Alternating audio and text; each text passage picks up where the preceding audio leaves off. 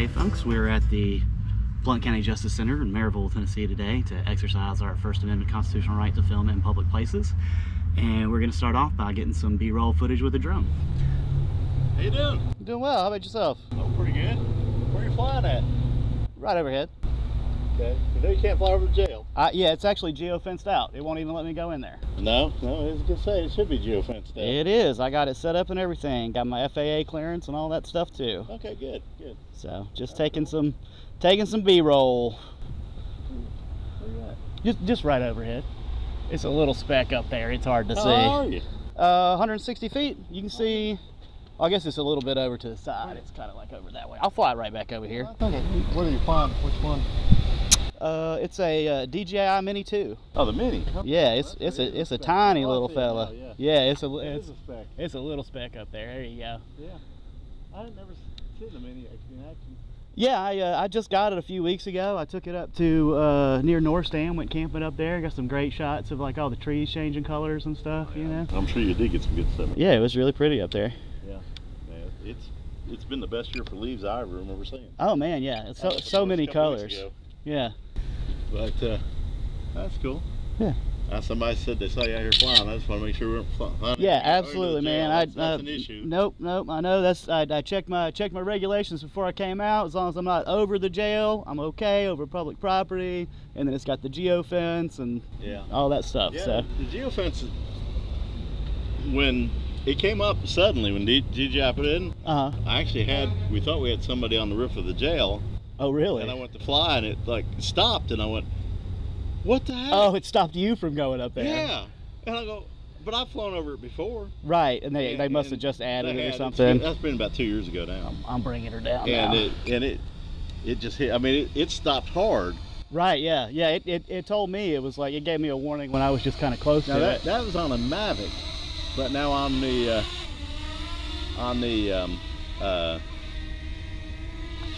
set it down right there. Matrice that I fly, it thinks the whole parking lot's in. Really? Yeah, it's funny. Huh. The very first time I took the Matrice off from the parking lot on the other side, it took off okay. Mm-hmm. And I'm, just off, hovering a little bit, trying to test, wouldn't come back one direction. I went, what the heck's going on here? Well, it still thought it was geofence, so it was trying to push its way out. Yeah. It wanted to push it out over the college. Well, that's not. Trees and power lines. Yeah, that's not really great. And I couldn't land. What the heck?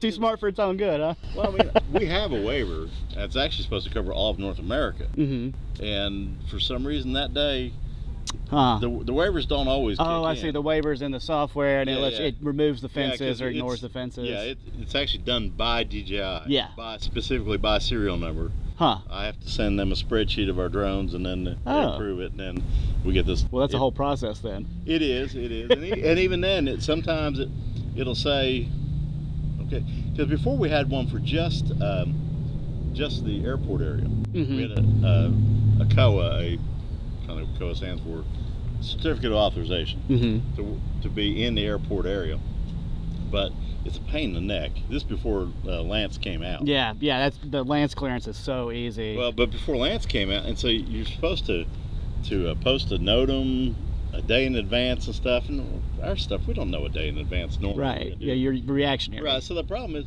so we had a code we could put in that would unlock those areas, but then if you're outside those areas, it thinks everything outside of the area is locked. The whole world outside of the area. So then you have to remember to change it back. Yeah, that's backwards. Oh yeah, it's just a real hassle on that. So cool. But anyway, that is terrified. See how light it is. Yeah, take a look at it. It's 249 grams, so it doesn't have to have a registration sticker on it. That's they got around the loophole in the law that way. Boy, that is just it's really. So tiny. Yeah, most of the weight of it's the battery too. Right. Well, that's the way. All the others are affected. Mm-hmm. Where is the battery? It's in the back. It's a little flip I see it right now. there. Okay, yeah. Oh, and it comes out. Yeah, okay. you can pull it right out. Yeah, as a matter of fact, I got the little. I'm gonna go ahead and change one of the batteries. Actually, yeah, I got the little multi-pack. Where'd I put that? Where'd I put my batteries? There they are. Yeah, I got this little multi-charger. Oh yeah, so I've heard that. Yeah, you just swap one battery out. How heavy that is. There you go. That is most all the way. Yeah, it's most all the way. Here, I'll pop this one out. You can take a look at it. Now, I don't know if these are prone to swelling like the other DJI batteries are. They got here. Check the weight of it. Check the weight of it with no battery in there. Yeah. Isn't that something? Yeah, it's just this is a little over half of the weight probably. That little tab goes up. Now the Matrice. The batteries they'll self-discharge if you don't use them for a couple days for the swelling issue. Well, but even at that, apparently one of the key issues is make sure it has cooled off completely before you charge it. And before you charge it. Okay. Yeah, after you've been flying it, make sure it cools. Huh. And that's good to know. Yeah, because I didn't. I mean, I'm throwing out batteries like, well, not throwing them out. I can't even get rid of the things. Yeah, burning through them. Well, yeah, because they're so swollen. If I take them over here to Batteries Plus, because they're conditioned, I have to buy a bag for each one of them, $16 per bag. Oh gosh. Yeah, and I've got 6 of them sitting over there being destroyed right now. But the Matrice batteries, it takes 2 batteries for the Matrice to fly for $700 a piece. Dang. And they probably weigh, between the 2 of them, they're probably about 6 pounds. Yeah. Yeah. What's the range on that guy? How long will it stay up? Allegedly 55 minutes. What, realistically? I mean, that's without any kind of a payload at all. Not a camera of any kind. Oh, really? Okay. So realistically, probably, I've done 35. Yeah, that's not bad. No, that's not bad. You know, of course, it depends. If you're hovering a lot, it actually burns through it faster. Really? A little bit of flight is actually your most optimal. Most stable configuration. For some reason, yeah. it just takes a little bit less juice to keep moving a little bit than it does to just complete hover. That's interesting. Yeah, well, I didn't know that until you know. And of course, headwinds and stuff. Right. Yeah. And this has been a windy year too. Yeah. These guys say they'll get 25 to 30 minutes when you put them in. Really? But I was flying in the park the other day, and I was up pretty high, 400 feet, you know, and it gave a high wind warning, and it went from like 17 minutes remaining to 6 to 4, and I was like, oh crap, get back. You know? Was that over at Norris? No, that was out at Victor Ash. I was flying over there, and winds whipped up, and it was just like, oh, you better get back. Huh. So, it's such a little guy, though, that when the winds get high, it's using a lot of power to I don't think the stable. state parks don't say anything much about flying drones. You know, you can't fly in Smokies. Right. You can't. Well, we can't even. Yeah, national park. They will not give us. I mean, even search and rescue. Really? Now, I've flown in there once at their request. Yeah. And that was, they needed a FLIR in the middle of the night up at Cades Cove. Yeah. And I came out and said, so what changed? They said, the supervisors are out of town. Okay. Well, that's something, I guess. Yeah. And then you have to have a license to fly in North Carolina. Really? I didn't realize that either. Yeah. That's good to know. Period. Well, no matter what your weight is or anything. Yeah, it's a state law. A state law to fly. They don't control the airspace, but they control where you can take off and land from. Ah, there's their loophole, huh? It is. Okay. And so, now let's see, I'm trying to think. I've got 2 North Carolina licenses. One's a government license. I can't remember if the other license was commercial or anyway, if you happen to go over there, check it out first. Yeah, thank you. I appreciate that. It's free. You can go online. You just have to sign up for it. Well, you got to read their regs. Oh, really? Yeah, because the test, you won't pass it without reading them first. Oh, okay, good to know. Because they got some things that don't exist anyplace else. Right. And, like you can't take off from public land. Interesting. Unless it's specifically marked as such. So you can't take off or land on public land. Well, that's a big restriction, because I mean that's where I take off and land from all the time in Tennessee. It's like that's the place that's legal to take off and land from. But in North Carolina, it's illegal, so you can only basically take off from private property you get permission from. Yeah. So that kind of. I mean, we were doing a joint exercise between TEMA and our North Carolina equivalent over there. So it's a state-to-state exercises, and we had to get licensed. Huh, that is interesting. I couldn't even just do a little waiver for where you had to go through the license process. Now, the only exemption is for federal. They'll let federal folks fly because they can't control federal, but right. Yeah, but I've never. And as it turned out, we got weathered out. We were up on the top of Roan Mountains where we were trying to fly, and we got weathered out. We never even did the exercise. So oh gosh. Ended up being tabletop only on the Tennessee side, but yeah. Cause we've flown around mountains, but this was going to be weird. We were going to be doing a rescue exercise where we're flying down the mountain. Huh. Okay. Okay. Yeah, and so of course, as you know, you're looking at AGL stuff. Well, yeah, AGL's changing all the time. It's gonna be negative. Yeah, that's from where you took off from. Right. Yeah. And it's gonna continue to go negative as you go down, and so it's Well, this little guy's so small, I take it off of my back deck and I'll fly around my yard and stuff and fly underneath my deck. And so my AGL's like -5 all the time. Well, You know, -5 is one thing. You Right, but negative negative 500, that's, yeah, well, throws you off. So, you know, you probably get complained on sometimes flying around your neighborhood just because we get those calls all the time. Yeah. People want to know, can I shoot it down? No, you can't shoot it down. That's right, that's right. But, you know, there are voyeurism laws. Oh, stuff. absolutely. You can't get into harassment. Yeah. What I'm more concerned about is just the illegal flying. We've had multiple reports down in the Maryville area of drones in the 5,000 to 6,000 foot range. Wow, way up there, huh? Calls coming in from planes coming in to McGee Tyson. That's crazy. Yeah. Yeah. Yeah, it's supposed to be a red drone of some kind. Really? So it's been seen around a few times, huh? Yeah. Huh. Interesting. And, you know, of course, they send us out there like, right. Yeah. well, When you that's get over a mile up, we don't see nothing. Right. Get a telescope out and stare at the sun. You know. Right. You know, basically, yeah. Yeah. You know how hard that thing is to find.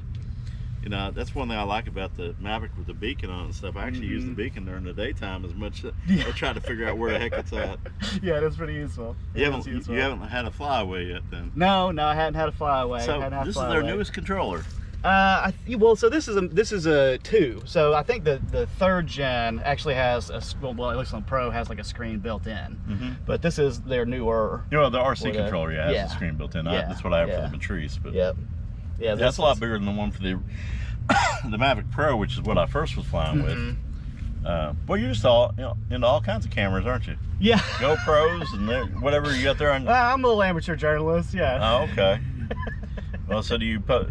Are we going to be on social media here? You may be. We had a good conversation about drones. I'm probably going to have to post that. That was interesting. So. Well, you know.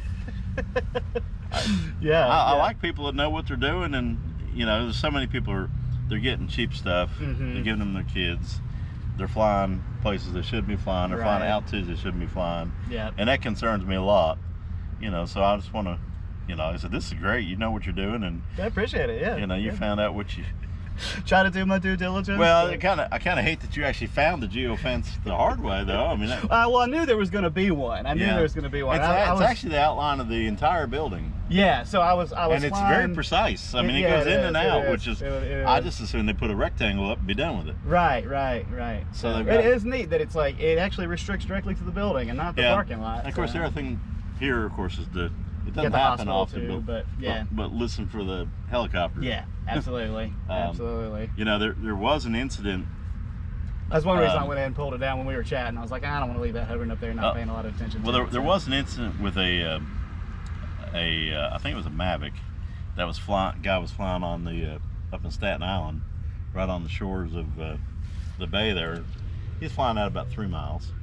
Pretty far out. Yeah, you know, doing sunset stuff and all. Then he just lost the signal, and he thought he just lost his drone. So he went and bought another one. And a couple months later, he got the knock on the door. He collided with an Army helicopter. Oh my gosh! Well, when it was like returning to home or something, or just out in the area. Someone was out there. Wow. And took about a quarter-sized chunk out of one of the rotors. Oh wow! Which, of course, that. Out of the copter or the? Yeah, out of the copter. Okay. Yeah, wow. So you know, if you know anything about rotors and balance, if you got one that's now you got vibration and stuff. And the way they tracked the guy down was that one of the engines ended up embedded in an oil cooler. Huh. And it had a serial number on it. So I had to go back to the DJI and get back to everybody else to finally get to it. That's what took so long. Yeah. Yeah. I don't know what the penalty was. Yeah. But you know, luckily the helicopter did land safely. Right, yeah, glad nobody got hurt. Yeah. Yeah, people can be pretty reckless. That's one reason I started with the little guy. You know? Yeah, well, I mean, and the fact that you picked DJI, if you're doing video, they are the best. Oh, it shoots great. There's nobody, you know, there's other brands, you know, there's talk about Chinese and all this sort of stuff, but nobody's making a video camera like they're making. Yeah, it's pretty good, even on that little one. You know, it's yeah, and small, I mean, you would do better with a slightly bigger one, but you know, their handheld gimbals are pretty amazing too. I have one of those too. Yeah. I mean, I'm not sure if they're a drone company that has cameras or a camera company that has drones. I think they're a gimbal company, is what they are. Well, yeah, because I get more advertisements for the gimbals than I do about anything. Well, so that's actually what sold me on buying their gimbal was how good the gimbal is on this little guy, like how stable it is, even when it's shaking around and stuff. So it really comes to light when I'm flying the Matrice because it has a an FPV camera built into it also. So if I switch over to it, I'll see what the wind's doing to it, and I'll see that even that shaking and vibrating, even the 12 pounds that thing will be.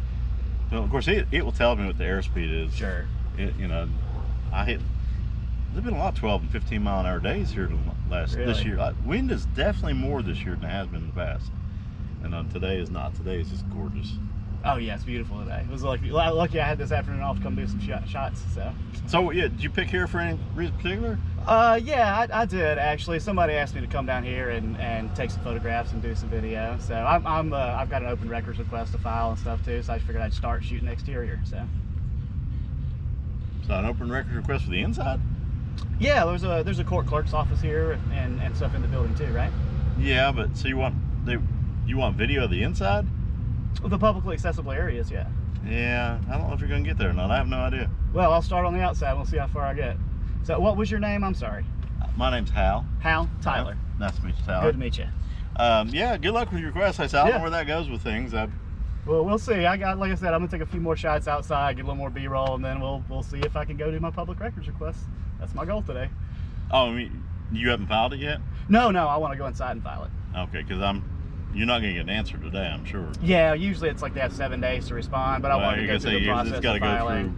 Yeah. And I don't know, you got multiple different agencies involved, so whose request you got to get? It's going to take me a minute to figure out exactly where I want to go, I think, but we'll do our best. I mean, yeah, I don't know what you really want to, ain't nothing to see in there, but well, if it's just the First Amendment type deal, then, you know, if you're doing like an audit type thing, then, you know, that's such as it is.